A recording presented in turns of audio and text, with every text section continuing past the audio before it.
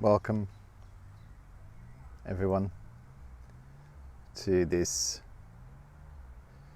bonus meditation session where we are meditating outside.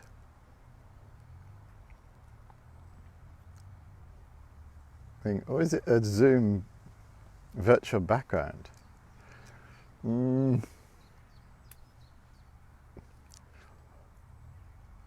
Yes, we are in the great outdoors. Who knows what's going to happen? Who knows what wild animals might jump out at any point? This is the joy of natural meditation, meditating in the woods, in the forests. So I'll be guiding this session as I have been doing over the past 100 days. But this is the first time I've done it outside, as in the whole session outside.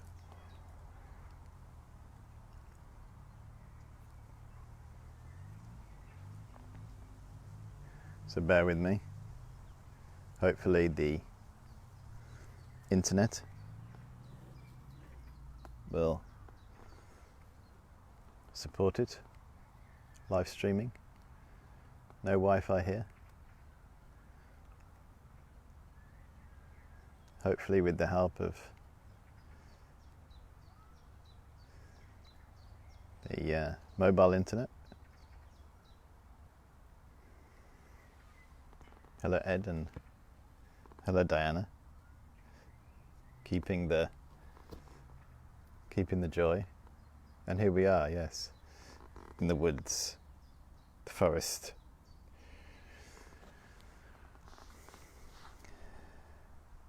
And of course I have brought along the tea for it as well, the mobile tea. Always an essential prerequisite for pre-meditation.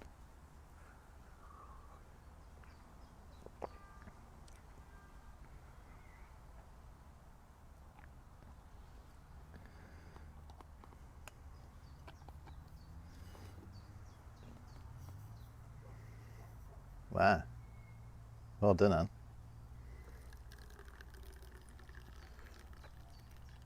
How's the weather there? Here it's holding. Possible rain, but it's pretty dry at the moment. In fact, perfect climate for meditation, outdoor meditation. Not too warm. A gentle breeze.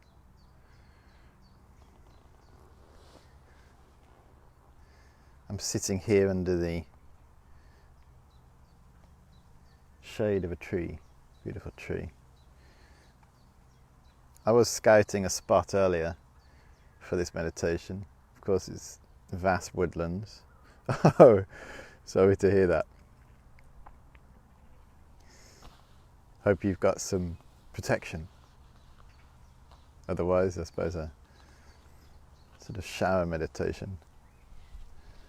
Yeah, I was scouting the area earlier for a suitable spot. Many spots.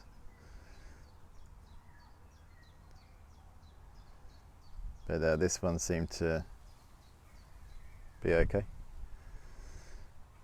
And the internet is strong enough. Hello, Cal. Hello, Sue. Yep. Second time today.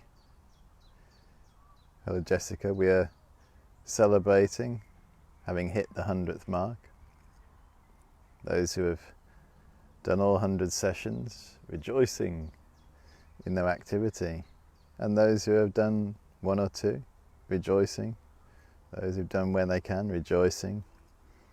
Rejoicing in our own meditations and rejoicing in the meditations of others. Yeah, when we rejoice, we start with ourselves. This is encouraging ourselves. boosting the confidence in our mind. And then, hello Lucy, and rejoicing in the activities of others, which is a wonderful way to increase our positive energy, increase our compassion, and also increase or decrease the jealous tendencies, jealousy, negative state of mind. When we see others' good fortune, we feel pain, and why didn't I have that good fortune? And jealousy can often propel us to work very hard, to push. But when we are working with a jealous mind, a competitive mind, there's no real joy. There's no real joy in that work. But when we can work with a joyful mind, there's a lot of energy for our life. No, this is the preamble, the introduction, so not to worry.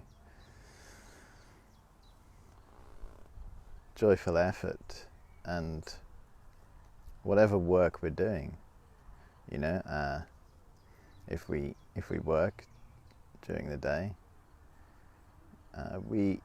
because in working life can take up a huge part of our existence, and it's so helpful to try to have a joyful mind when we're working.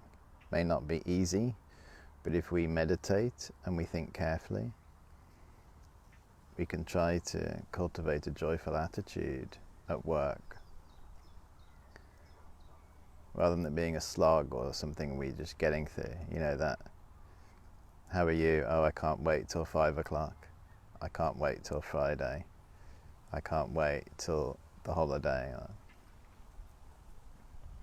It's a real shame to slip into that, because we may spend a lot of time at work in our professional life. We've worked hard to get where we are, and then to, in a sense, wish that time away, it's a shame. When we're training our mind, it's helpful to, of course, we're letting go of the external world. So with respect to work, it's not so much about what we're doing, it's how we're doing it. And you think, well, what is joyful work? What would that look like? What would a joyful job be? Well, it would depend on the mind, wouldn't it? And if we can somehow bring joy into our working life, happiness, encouraging ourselves, encouraging those around us in our work, then we delight in the moments of our life. Our life is, it's impermanent, it's changing, and we only have a small amount of time on this planet, in this particular form that we've taken. So it makes sense to bring joy to it. When we wake up in the morning, I talk about this in Guide to the Grateful Way of Life, which, although it's not explicitly saying that Guide to the Grateful Way of Life, the yellow book, is about joy. In reality, the whole book, about happiness. And I talk in there about as soon as we wake up in the morning, to bring our attention to the breathing and to delight in the fact that we're alive. And that is the basis for our happiness through the day. Regardless of what is happening to us, we think, well, I'm alive, I'm still going, I've got this human life, how wonderful. Anything else is a bonus. So the bar for our happiness is very, very low. We don't need anything in our life to be happy, because we've got everything we need, which is a human life. You think, well, what's so special about a human life? It's incredible, a human life. It seems like there's many human lives, billions of them, but there's only one of our life. Yeah? There's only one person leading our life. It's precious and rare. It's precious and rare to take a human life. The causes to have a human life, yeah, are difficult to create, and to have another human life after this is a challenge. It's a challenge to create the causes to have this existence.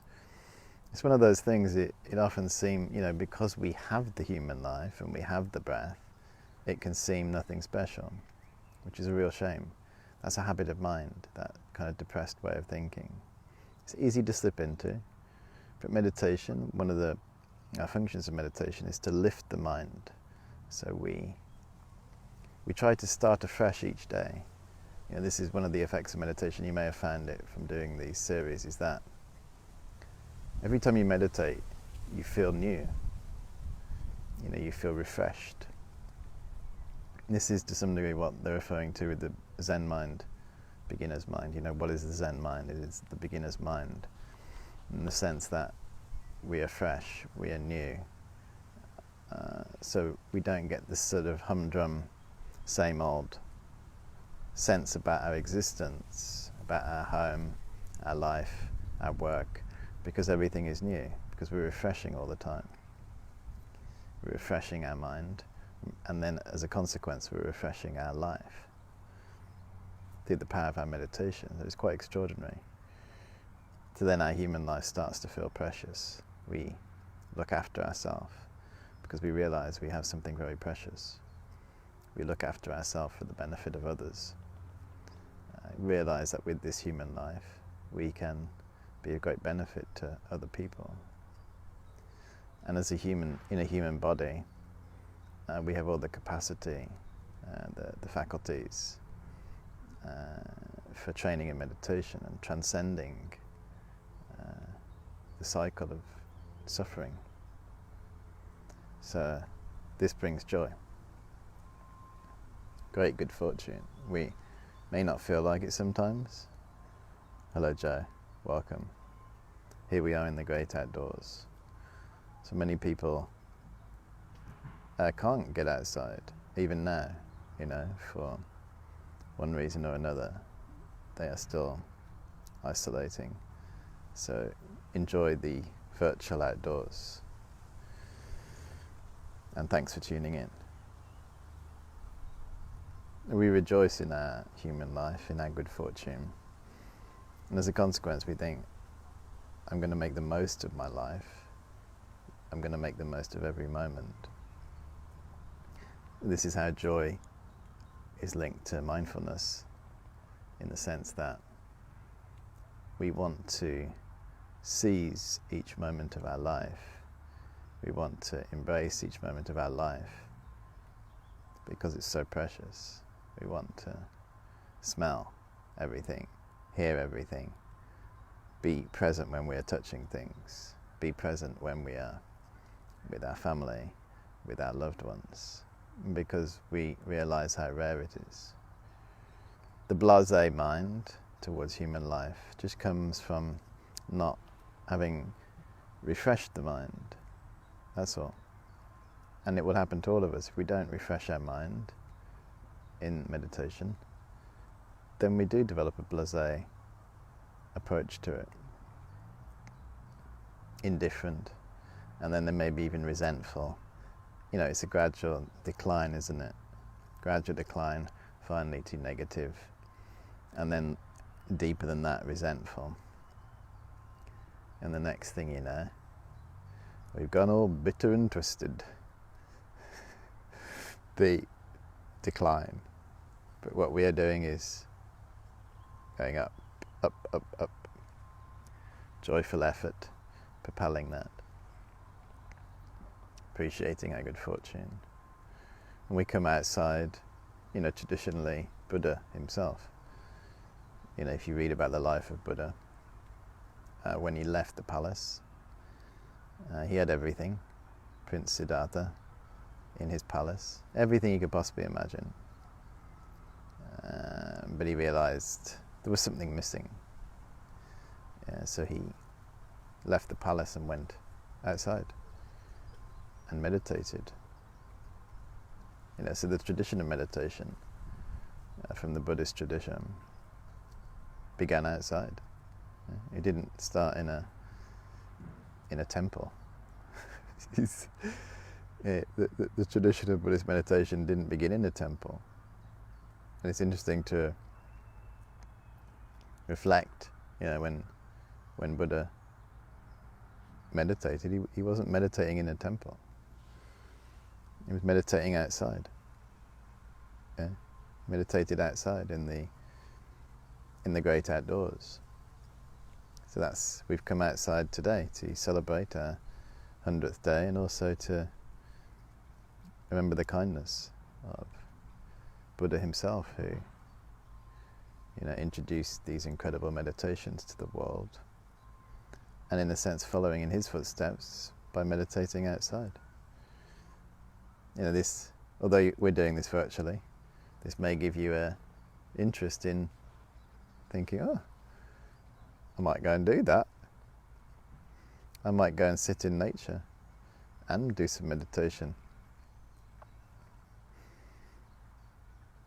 It's funny, isn't it, our relationship with nature? Because we maybe even fear the quiet of nature. Going into the woods. Woo! What's going to happen to me?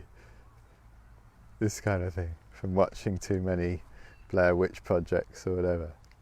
Too many horror films. We think, something terrible is going to happen to me in the woods. Well, it could do, but it may not. Something terrible could happen to us in our home. Instead of thinking the worst, we think the best. I'm sitting here now. An axe murderer could come out of the woods, couldn't he? Chop my head off. But why think like that? Why let the mind go there? Most of the time, nature, you think about all the nature around us, it's quiet. It's nothing. We can learn a lot from nature. We can learn a lot from being in nature. The slowness of nature. The slowness of this tree that I'm sitting under now. It's performing a function, isn't it? It's living. It's just sitting here, just rooted in the earth. So when we meditate, to some degree we can learn a lot from nature, if we can get over the initial fear of going into nature.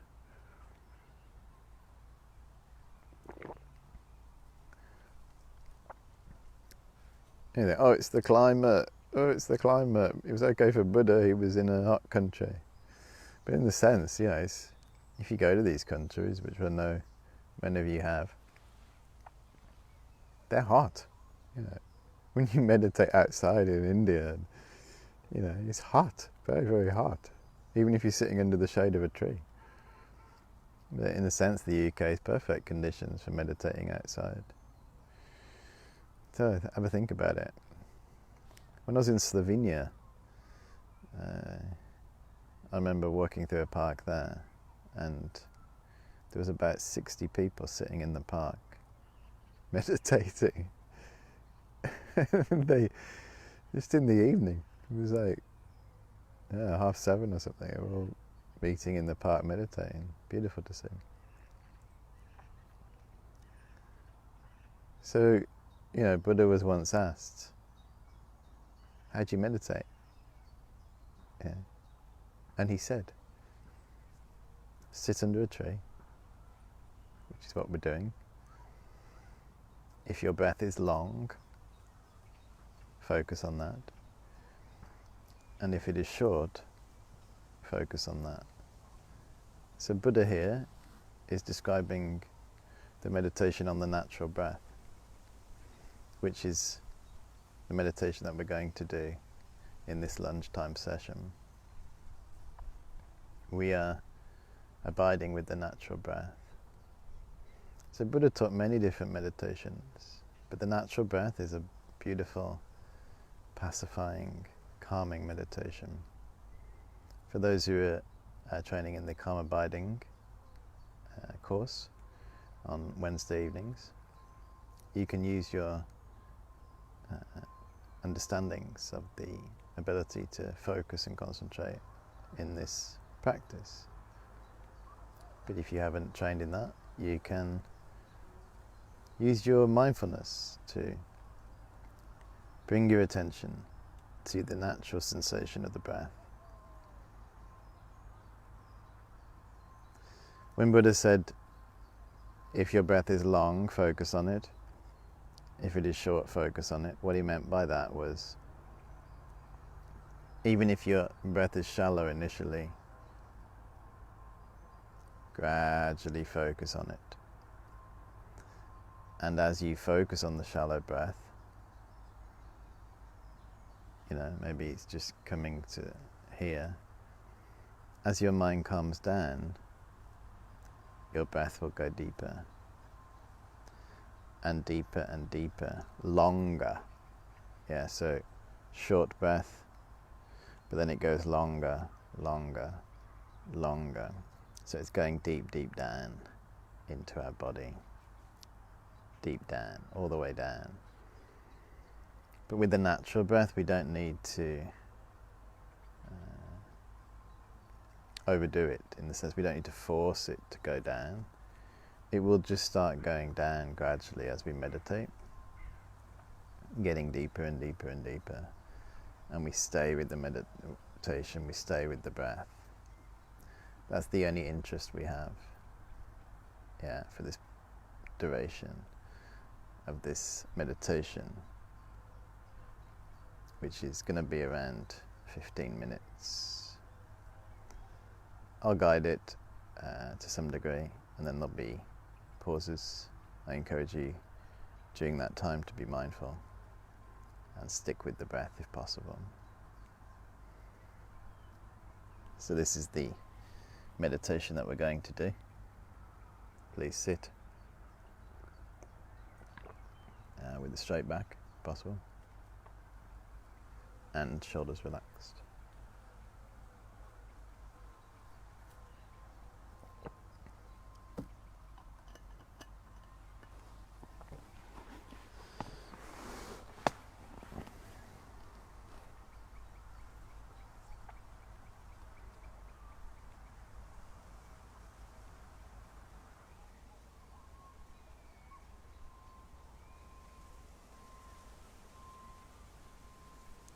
So bringing our attention into our body.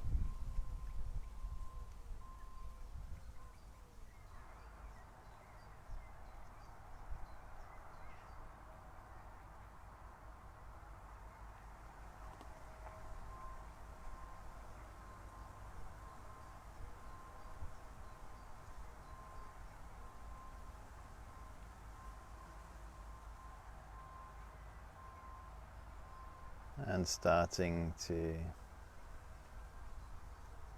set our intention,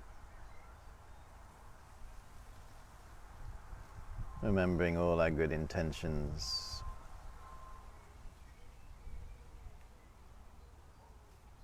of compassion, loving kindness.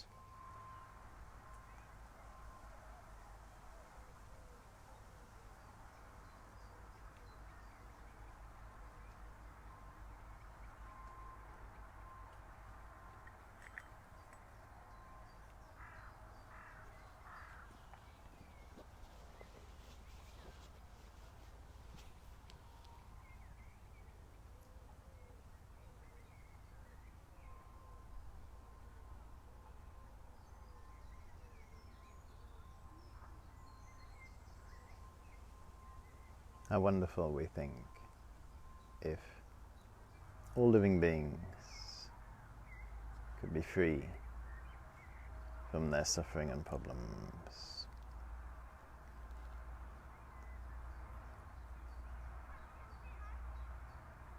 And our heart goes out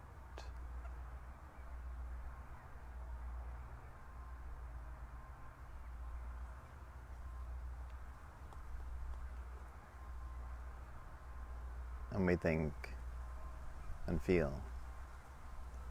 I'm training in this natural breath meditation now, as taught by Buddha himself,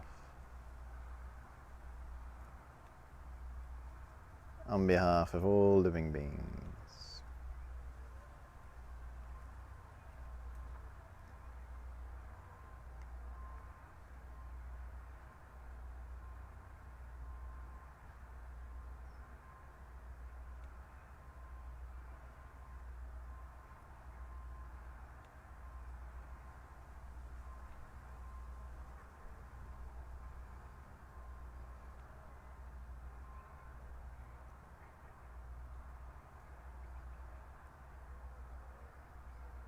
And then we bring our attention to the breathing.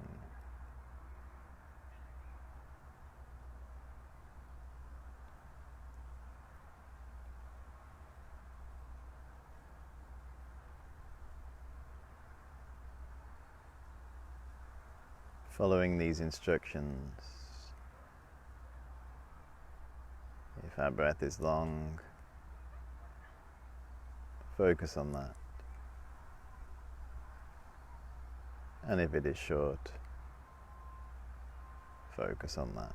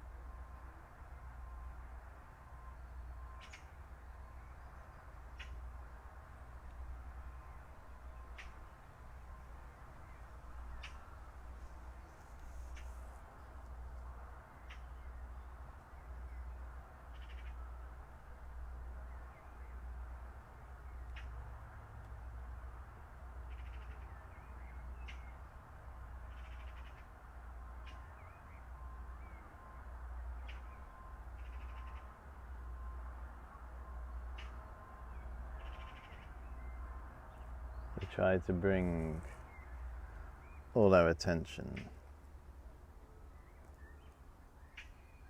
to the breath.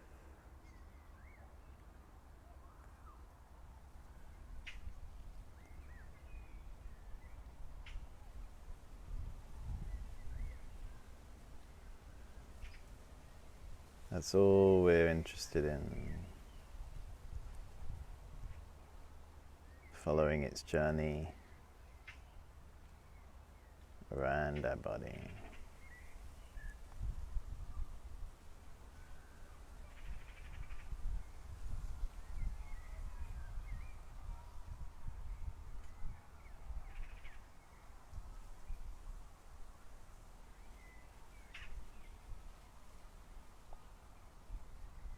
You may feel your breath naturally deepening,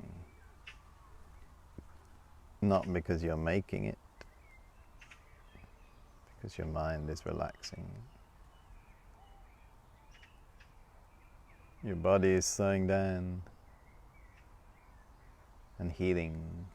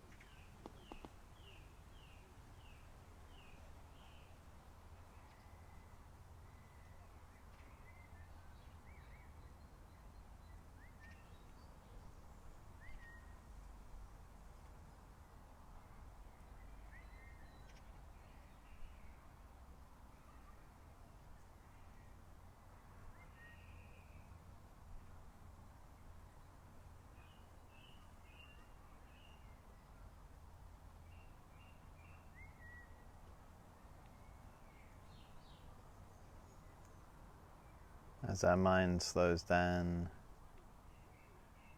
our breathing slows down, our life slows down, the world around us slows down.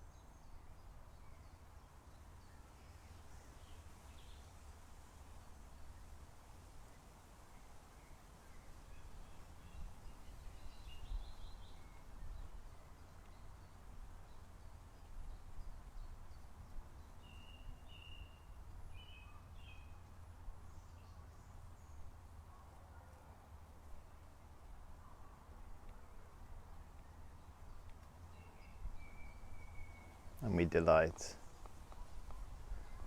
in our opportunity to meditate, keeping a joyful mind.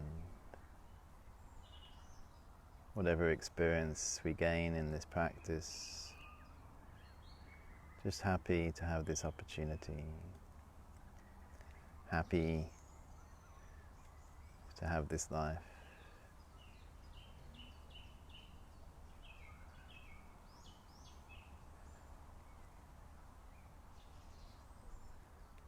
And we cultivate gratitude for all our experiences.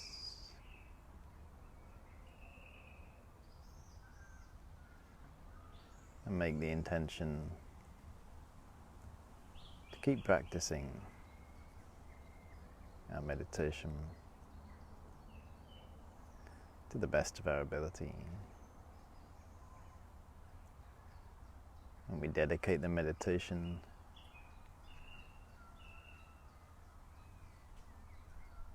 for healing across the world.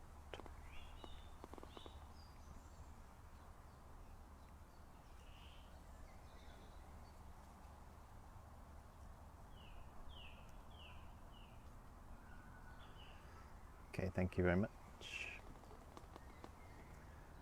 When you're ready, please bring your session to a close.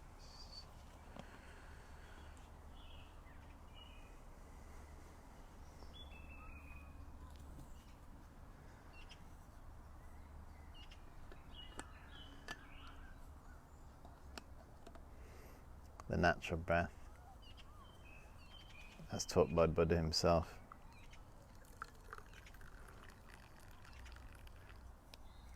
this is a very gentle meditation because we just simply focus on what is arising. We're not enforcing anything to happen to our breath. We are just happy to focus on what is arising, focus on the natural breath. One of the most beautiful meditations because of the simplicity of it, the ease. The instruction is one sentence. We can tap into this anytime during the day.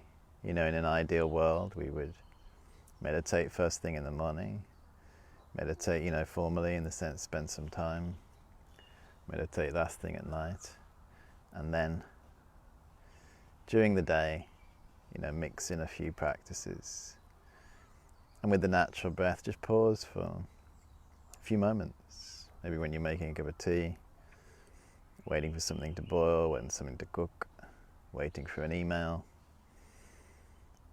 Bring your attention to the natural breath. There it is. It's always there, waiting at a traffic light, waiting in a queue. Pacifies the mind. All these meditations I've been introducing on this course, on this series, COVID-19 time, many different levels, and it's important. Some of the meditations on the mind that we've been doing, 9-round breathing, and going deeper into the mind, into the world of the mind, and these are great. They are exploratory meditations and enlighten the mind. It's also good to use the breathing meditations sometimes if our mind is bewildered, highly anxious, stressed, worried. You don't want to necessarily be going straight into the mind. You want to be returning to these pacification meditations. Even the great Jaisankarpa, Losang Dragpa, one of the most renowned Tibetan meditators, tantric yogi, he would always start his practices with the breathing meditation.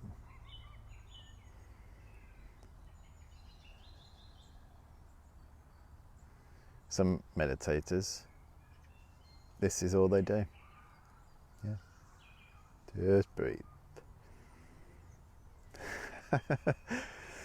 Deeper and deeper and deeper into the breath. In the Thai traditions of meditation, in Thailand there's a huge tradition of meditation. But the traditions there, they tend to just stay with the breath. And some monks and practitioners will do that for hours and hours and hours each day on retreat. But where we are, we're living in the world and outside the monasteries. We maybe have commitments and responsibilities, but we still can do our best. And whatever we're doing, wherever we're going, we're always breathing. If you're engaged in creative work, art, so forth, writing, you can use the breath to pause in between the creative action. Whatever we're doing, there it is. So we're celebrating today the 100th day from when COVID came. Well, COVID's been around before that, but when the government locked us all down, 100 days it's been, hasn't it? We're celebrating today, having meditated each day. We started this morning, 8 a.m, and now we've done our lunchtime session. So I'm also going to do a session later on this evening.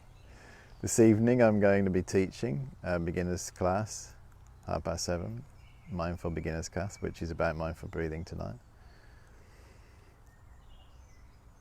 But I'm going to do a night owl session for anyone who wants to join me. And I think that's going to be at 9:30. And that will be on YouTube and Facebook, hopefully, and that will, I think I will go indoors for that one. I could come back out into the woods, do a night owl, literally, have some owls. But if you want to come along for that, to continue our celebration, feel free to join me. And then we'll get the experience of starting the day with a meditation, and also finishing the day with a meditation in the same manner, practitioners like the Dalai Lama, this is his routine. He would start the day with a meditation and conclude his day with a meditation. We'll give that a go. Feel free to join me. If you can't, it'll be available to watch at another time. So I think, unless you hear otherwise, it'll be 9:30. Thanks for tuning in, sharing your lunch break with everyone, and I wish you a pleasant day ahead. Bye for now, everybody. Enjoy that lemon drizzle cake. See.